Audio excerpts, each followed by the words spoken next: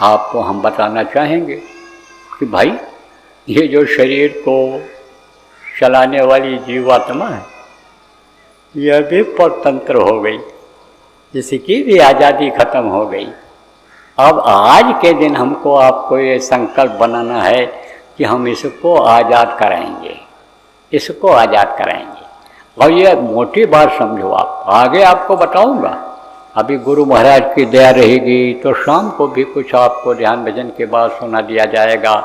पहले तो ध्यान भजन होगा, घंटी आज जल्दी बजेगी, 5 बजे से पहले बज जाएगी। हम सोचते हैं 5 बजे से ही कर देंगे तो और लोग भी आ जाएंगे, वो भी सुन लेंगे। तो आप समझो कि ये कैसे परतंत्र हो गई, निकलेगी कैसे, ये समझो। आज़ाद ये कैसे होगी, स्वतंत्र ये कैसे होगी, पिंजरे से बाहर कैसे होगी, यह मैं आपको इन्हीं सत्संगों में बता दूंगा, जो कई दिन चलेगा। शाम को चलेगा, फिर कल सुबह चलेगा, फिर कल शाम को चलेगा। गुरु महाराज के दया से समय परिस्थिति अनुकूल रही तो परसों सुबह तक भी चलेगा। तो अभी तो आपको समझो 4 सत्संग मिलने की उम्मीद है, उसमें बता देंगे। लेकिन मोटी बात आपके दिल और दिमाग में न रह जाए कि भाई कैसे आज़ाद होगी, कैसे आज़ाद होगी। ये आज़ादी के दिन ये बाबा छोड़ करके प्रश्न चले गए, तो इसका उत्तर एक लाइन में आपको दे देता हूँ। आज़ाद होगी जो आप आज अभी सुमिरन ध्यान और भजन किए हो, इससे ये आज़ाद हो जाएगी, इससे आज़ाद हो जाएगी। और हमारी आपकी ही नहीं आज़ाद होगी, बहुत से लोगों की आज़ाद होगी। जब उसकी रूपरेखा आप बना लोगे और लोग आ रहे हैं बनानेंगे, तब बहुत लोगों की आज़ाद हो जाएगी, बहुतों की आज़ाद हो जाएगी। बल्कि जिस धरती के कुछ समय के बाद सबकी आज़ाद हो जाएगी। तो अब आप ये समझो प्रेमियों, भारत देश के धरती की तो बहुत पहले आज़ाद होगी, क्योंकि ये धार्मिक देश है। ज़्यादातर देखो इसी 9 खंड में से 9 खंड हैं, इसमें जैसे 3 लोग बताया, 3 लोग 9 खंड में, 9 खंड हैं। तो ये भारत खंड में ही ज़्यादातर महापुरुष हुए हैं, महापुरुष हुए हैं, और उनका संस्कार लोगों के ऊपर पड़ा हुआ है। संस्कारी जीवों को, अंकुरी जीवों को भारत देश में ही उतारा गया है, यहीं उतारा जा रहा है। आप इतने आदमी बैठे हो, आपको किसी को नहीं पता है कि हमारे अंदर कितनी शक्ति है, हम कौन हैं, पहले जन्म में कहाँ थे, ये नहीं मालूम है आप। और वो शक्ति है, वो ताकत है, वो अंकुरी जीव आप में ऐसे लोग हो कि अभी दया के घाट पर बैठ जाओ तो एक एक के अंदर हनुमान की शक्ति आ जाए। हनुमान की शक्ति, जो अकेले गए अशोक वाटिका को उजाड़ दिया, अकेले गए और लंका को जला करके, काला करके, स्वाह करके और सबक सिखा करके रावण को चले आए, वो शक्ति भरी हुई है। तो अब आपको बताऊं, देखो समय ज़्यादा हो रहा है और भी काम आपको करना है। अभी जो कुछ व्यवस्था अधूरी रह गई उसको भी आज पूरा कर लेना है, क्योंकि घोषित कार्यक्रम तो कल से है। तो अब हम आपके करेंगे छुट्टी। लेकिन एक चीज़ आपको बता दें अब कि भाई भजन ध्यान सुमिरन तभी होगा कि जब कष्ट जाएगा, तकलीफ जाएगी। कैसी कैसी तकलीफ़ें होती, बहुत तरह की तकलीफ़ें होती हैं। तो मुख्य रूप से शिष्ट भाषा में दैहिक, दैविक और भौतिक कष्ट कहा गया। अब दैहिक, दैविक, भौतिक सब लोग नहीं समझोगे और इसको समझाने का अभी मौका भी नहीं है। लेकिन ये तो समझोगे ही कि शरीर से कष्ट होता है और आदमी सोचता रहता है, चिंता फिक्र उसको हो जाती है, वो कष्ट होता है। शारीरिक, मानसिक, आर्थिक। मानस के ऊपर कब कष्ट आता है कि जब आदमी ये देखता है कि हमारा रोग नहीं ठीक हो रहा है, हमारी बीमारी नहीं ठीक हो रही, हमारा लड़का नहीं ठीक हो रहा है, हमारी बहू नहीं ठीक हो रही है। जब वो ये देखता है कि हमारी पत्नी और पुत्रवधू दोनों लड़ रही हैं कुत्ते की तरह से, एक दूसरे से छोटा अपने को नहीं समझ रही हैं और बात नहीं मान रही हैं, कोई लड़ाई झगड़ा कुछ कुछ लगा रहता है, तब समझो मानसिक कष्ट होता है।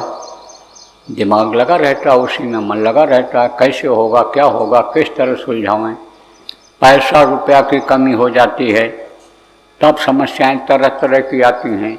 दाल नहीं है तो आटा है तो नमक नहीं है, तो तेल नहीं है तो मसाला नहीं है, साग सब्जी नहीं खाने मिल रहा है, त्योहार आ रहा है, कोई मीठी चीज़ बनना चाहिए, कहाँ से आएगा, मेहमान कोई आ जाएगा, क्या खिलाएंगे, क्या करेंगे, लड़की से आनी हो रही है, पूरा नहीं पड़ रहा है, बचत नहीं होगी तो खर्चा होगा, मेहमानों को खिलाना पड़ेगा, बुलाना पड़ेगा, तो मानसिक कष्ट, आर्थिक कष्ट उसको कहते हैं।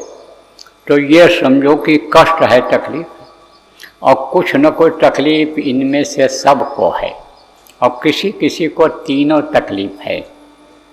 तो ये तकलीफ नहीं जाएगी तो मन अगर बीमारी में लगा रहेगा, मन लड़का में लगा रहेगा, मन बाप की बीमारी में लगा रहेगा, मन जो है आप समझो कि रुपया पैसा नहीं है, कैसे होगा ये, उसमें लगा हुआ है, तो मन इधर कैसे लगेगा।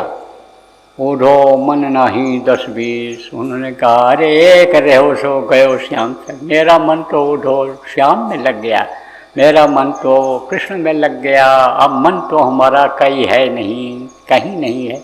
तो आप ये समझो कि मन तो ये कहीं है, और मन नहीं लगेगा तो सुमिरन में कुछ नहीं मिलेगा, सुमिरन करने से कुछ नहीं मिलेगा, ध्यान करने से कुछ नहीं मिलेगा, भजन करने से कुछ नहीं मिलेगा। कहा है ना, संतों ने खूब समझाया, कामाला तो कर में फिरे, जीप फिरे मुख माय, और मनमा तो 34 फिरे। यह तो सुमिरन ने माया यानी माला, माला को कहा माला मन से लड़ पड़ी, क्यों फेरत है मोह। समझाने के लिए उदाहरण दिया कि माला कहते बार बार हमको रगड़ रहा है, फेर रहा है, और तू अपने मन का फेर नहीं बदल पा रहा है इंसान, तो माला मन से लड़ पड़ी, क्यों फेरत है मोह, और मन का माला फेर कर, मन का माला फेर कर, और कर का माला छाड़, कर का माला रख दे, और का मन को तो फेर दे। इधर उधर जो तेरा मन भ्रमण करता रहता है, भगता रहता है दुनिया की तरफ, दुनिया की चीज़ों को चाहता रहता है, उससे तू यानी मन को अपने मोड़ दे और इधर ले आ, तेरा काम बन जाएगा। कैसे बनता है ये भी बता दें। अंग्रेजी पढ़े लिखे लोग बैठे हुए, DOG डॉग, डॉग माने कुत्ता, और अगर पलट के पढ़ो GOD गॉड, गॉड माने परमात्मा। तो यही आत्मा जो इस समय पर एक तरह से गंदी सी हो रही है, नरक जाने के लिए जो काम शरीर के मन के साथ कर रही है, यही जब पलट जाएगी, खाने की तरफ से थोड़ी देर के लिए ध्यान हट जाएगा, पहनने की तरफ से हट जाएगा, मकान अच्छा हो उस तरफ से हट जाएगा, रिश्तेदारों के, जानवरों के, हित मित्र दोस्तों के तरफ से थोड़ी देर हट जाएगा। थोड़ी ही देर तो हटाना है, थोड़ी देर के लिए भी अगर हटा, एक घड़ी आधी में पुनियाद। बोला साहब संत थे, खेत में रुपाई कर रहे थे, एक आदमी ने पूछा भगवान कितनी देर में मिलता है। बोला साहब, तो एक पौधा निकाला दूसरी तरफ लगा दिया, कहा इतनी देर में मिलता है। लेकिन हंसी हंस कंठ न पाया, कबीर साहब ने कहा हंसी हंस कंठ न पाया, जिन पाया तिन रोए। अगर तड़प उसके अंदर जग गई तो उसका नाम है दीन बंधु दीनानाथ करी परो। आवाज़ होती ना, आवाज़ से पहचान हो जाती है। कोई बच्चा रोता है उसकी आवाज़ अलग होती है, जवान की अलग होती है, बुढ़े की अलग होती है। कोई लड़की की विदाई हो रही हो, माँ बाप के लिए सिसक के रो रही हो, और कोई आवाज़ सुने लड़की की शादी के विदाई में, यानी समझो सब दुखी हो जाते हैं, वो दुखी होकर रोवे तो लोग कहेंगे भाई लड़की विदाई हो रही। और कोई बुढ़िया रोवे, कोई घर में मर जाए या दुख तकलीफ हो तो कहेंगे भाई दौड़ो, क्या बात हो। आवाज़ से पता चल जाता है। लड़का देखो जब तड़प के साथ पुकारता है माँ को तो माँ दौड़ के आती है। और बनावटी आवाज़ में अगर लड़का पुकारता है कि चलो भाई, पुकारने से ही माँ जाती है, तो माँ नहीं जाती, पहचान जाती है। ऐसे ही दिखावे का नहीं करना चाहिए भक्ति, दिखावे का प्रेम नहीं करना चाहिए। बहुत से लोग कहते दया करो, नाम दान यानी समझो यानी भजन पर दया करो, और ऐसे बनावटी दिखाते हैं कि मालूम पड़ता बहुत दुखी है। अरे दुखी नहीं रहे, बनावटी है, बनावटी दुखी है। वो तड़प अगर जग जाए तो देर लगती है। अरे जब तड़प जगती है तब मुख से कुछ बोलत नहीं, नैन देत है रोए। जब उससे प्रेम हो जाता है, प्रभु से प्रेम हो जाता है, थोड़ी देर के लिए सबके तरफ से प्रेम हटा करके प्रभु की तरफ लगा दो, नामी के तरफ लगा दो, उसके तरफ लगा दो, तो कहा कि यानी समझो कि प्रेम छिपाए न छिपे और जागट प्रगट होए। जब एक बार प्रेम हो जाता है, एक बार दर्शन हो गया, तब प्रेम हो जाता है। एक दूसरे से आदमी मिलता है, प्रेम हो जाता है। एक दूसरे से लड़के मिलते हैं, प्रेम हो जाता है। ऐसे ही जब एक बार मिलना हो जाता है तो प्रेम हो जाता है। तो वो प्रेम छिपता नहीं, मुख से कुछ बोलत नहीं और नैन देत हैं रोए। इसीलिए कहा गया कि भक्ति ऐसी होनी चाहिए। भक्ति ऐसी कीजिए कि भक्ति ऐसी कीजिए जैसे मेहंदी, इस तरह की भक्ति करो कि जो मेहंदी पात में और लाली रही दुख होए, समझा? इस तरह की चुपचाप अपना भक्ति करो। तो जब चुपचाप करोगे तो अंदर में दया हो जाएगी और फिर वो समझो दया कर देगा, और तब जब दिक्कत आएगी उसमें, समझो। इसीलिए कहा गया भाई, रात को बहुत सी बच्चियां कहती हैं कि परिवार वाले ऐसा मिल गए, क्या बताऊँ, पिताजी ने ऐसे घर में धन देख करके, सुंदर लड़का देख करके शादी ब्याह हमारा कर दिया कि जहाँ भजन नहीं करने देते हैं, समय नहीं मिलता है। अरे भाई, रात को समय मिलता है, सुबह समय मिलता है, 24 घंटा पति कहाँ साथ लगा रहता है, 24 घंटा घर वाले कहाँ साथ लगा रहते हैं। तो समय निकाल करके चुपके से कर लेना चाहिए। क्यों? क्योंकि आपको बताया गया एकांत में करना चाहिए। एकांत बना के कर लिया, कहीं भी बैठे हैं, कुर्सी पर बैठे हैं, चारपाई पर बैठे हैं, थोड़ा सा डाल दिया ऐसे ऊपर से। सेवा जो बहुत करती हैं बहुएँ, किसकी, सास की, ससुर की, उनको कोई नहीं कुछ कहता है करने में। और अगर मान लो तो भी अगर एलर्जी है, किससे, कि भाई ये अपने गुरु को क्यों मानती है, हमारे गुरु को माने, हमारे देवी देवताओं की पूजा करे, हमारे अन्य तरह से हो जाए, तो भी सेवा के बदौलत, सेवा से खुश होकर के अगर आंख बंद करके कोई बच्ची करती भी है दुपट्टा डाल करके, धोती जैसे लटका के, तो सास आएगी तो कहेगी बहू क्या नींद आ रही, ये नहीं कहेगी तो क्या कर रही, चुपचाप कर लेना चाहिए।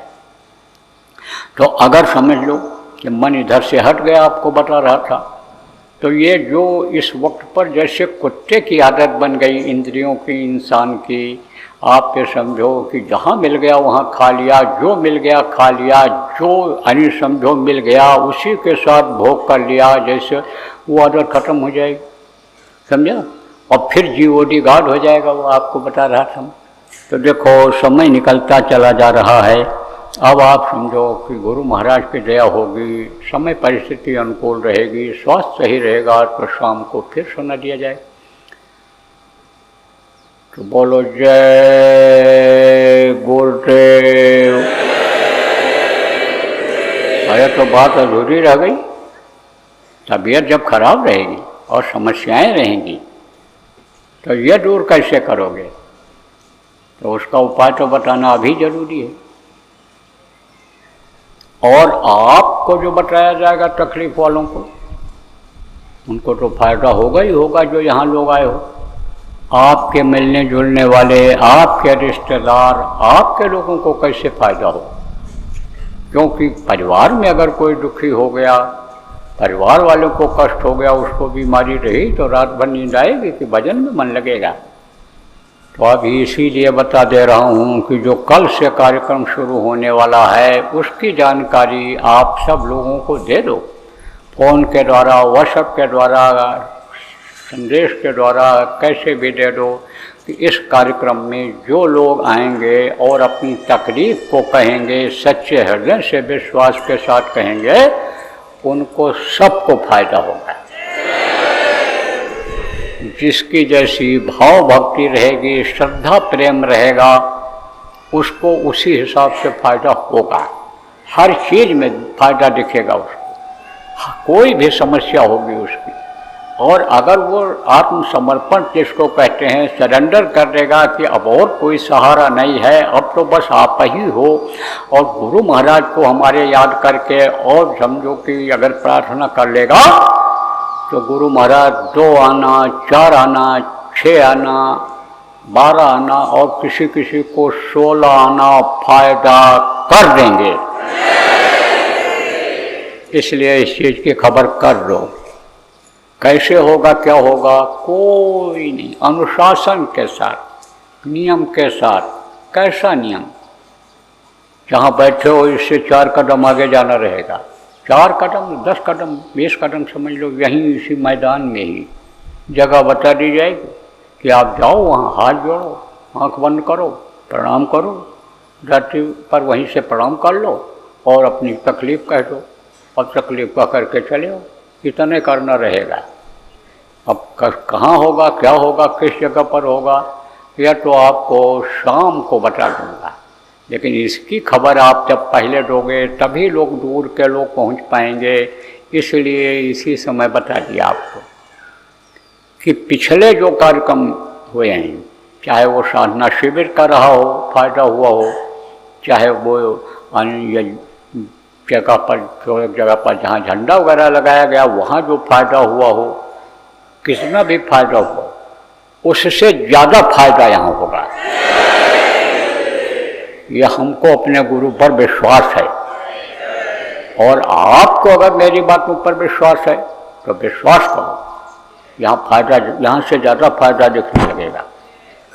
जो लोग बराबर सुमिरन ध्यान भजन करेंगे और सात्विक रहेंगे, किसी जानवर, पशु पक्षी का मांस नहीं खाएंगे, ऐसे नशे की चीज़ों का सेवन नहीं करेंगे कि जिससे आदमी मदहोश हो जाता है, होश में नहीं रह जाता है, आदमी जैसा व्यवहार नहीं करता है, पागल जैसा व्यवहार करता है, ऐसे नशे का सेवन अगर नहीं करेंगे तो जाने के बाद से ही उनको फायदा दिखने लगेगा।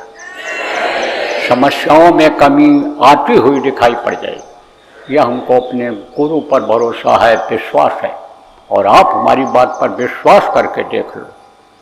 तो आप जो तकलीफ वाले हो, आपको तो करना ही है, और लोगों को खबर कर दो। आप बहुत प्रेमी हैं, बहुत दुखी हैं, क्योंकि गुरु के राह से लोग भटक गए। ये साधना शिविर लगवाने की ज़रूरत क्यों पड़ी, ऐसी बातों को और इस तरह के कार्यक्रम क्यों आयोजित करने की ज़रूरत पड़ी?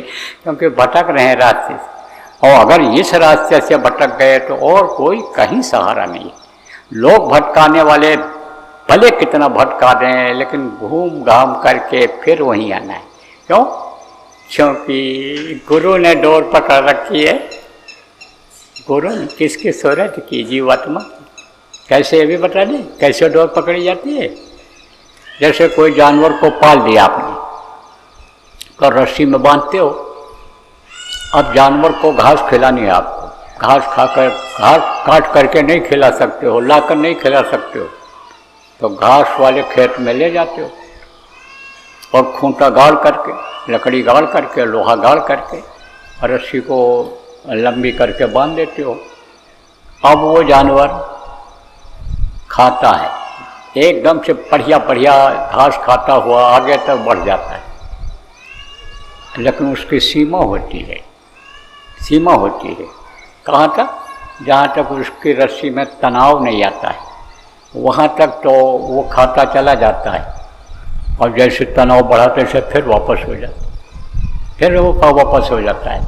और फिर रस्सी यानी समझो कि अंदर अंदर की घास सब खा करके, और जहाँ पर खूंटा रहता वहीं पर आकर खड़ा हो जाता है, निराश हो जाता है। अब कहाँ जाए आगे? अब पेट भरा न भरा कुछ भी हुआ, लेकिन फिर घूम करके वहीं आ जाता है। क्यों? जहाज का पंछी उन जहाज में आवे। अब जैसे कोई जहाज का पक्षी है तो जहाज क्या होता है? जहाज होता है समुद्र के किनारे लग जाता है और कई दिन तो खड़ा रहता है पानी का जहाज, और उसमें माल भरता है। जब 15 दिन 1 महीना माल भर जाता है पूरा, तब उसको एक देश से दूसरे देश में पहुंचाने के लिए समुद्र मार्ग से ले जाते हैं। अब कोई पक्षी उसी पर बैठ गया और जहाज चल पड़ी, तो समुद्र कैसे पार करेगा? उड़ेगा जो वहाँ से जहाज के ऊपर से, लेकिन समुद्र नहीं पार कर पाएगा। क्यों? जहाज का पंछी पुनः जहाज पर आवे, घूम करके फिर वहीं आ जाता। ऐसे आना तो पड़ेगा। गुरु के हाथ में डोर है, गुरु तो खींचेंगे, लेकिन जब हाथ पैर टूट जाएगा, कमज़ोर हो जाएगा, बुढ़ापा आ जाएगी, कुछ करने लायक नहीं रह जाओगे, तो कर क्या पाओगे? तो इसीलिए जब ही चेतो तभी सही, ये चेताया जा रहा है, ये बताया जा रहा है। सत्संगों का कार्यक्रम इसीलिए आयोजित किया जाता है कि लोगों को आगाह कर दिया जाए। तो बोलो जय गुरुदेव।